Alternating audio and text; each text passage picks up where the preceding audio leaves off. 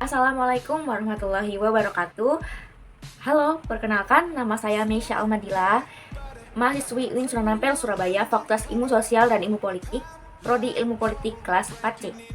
Jadi di video kali ini saya akan membahas mengenai peran mahasiswa dalam menghadapi politik identitas. Sebelumnya kalian pasti kan bertanya-tanya mengenai apa sih politik identitas itu?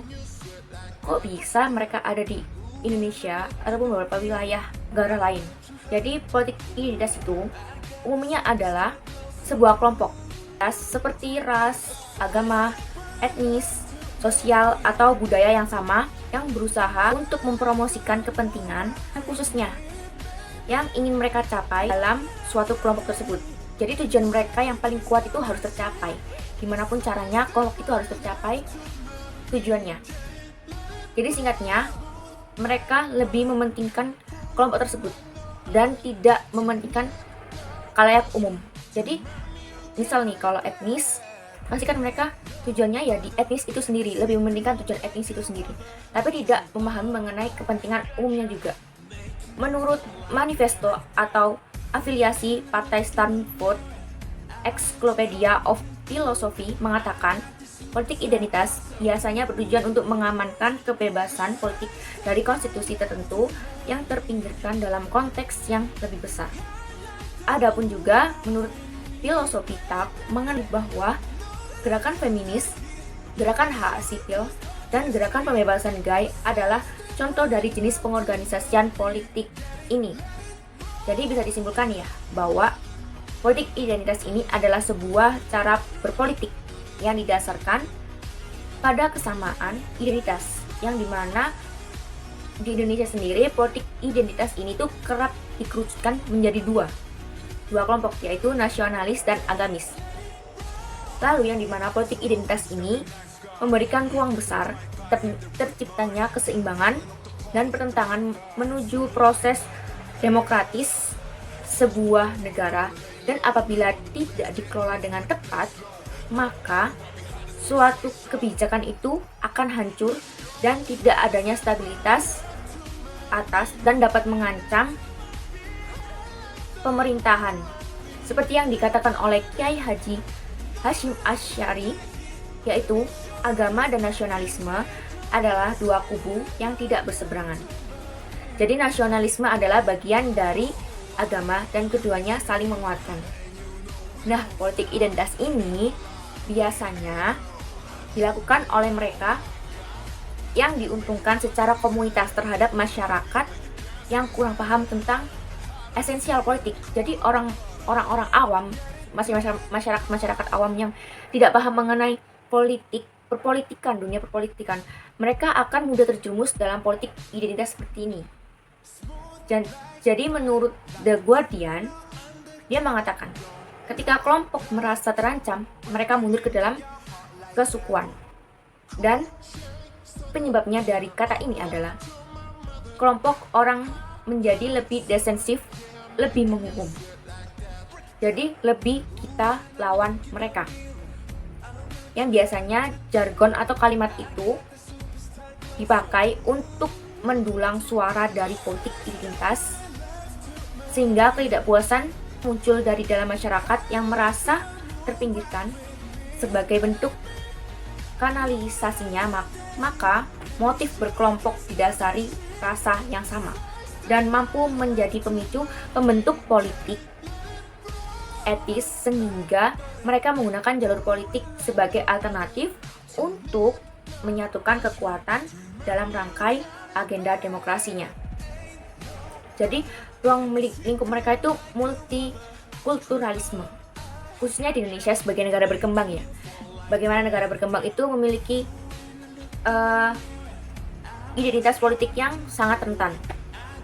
Jadi ada 3 pendekatan pembentukan identitas.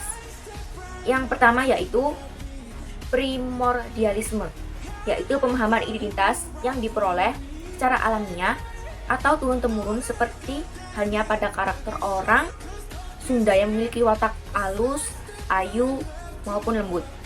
Lalu yang kedua yaitu instrumentalisme.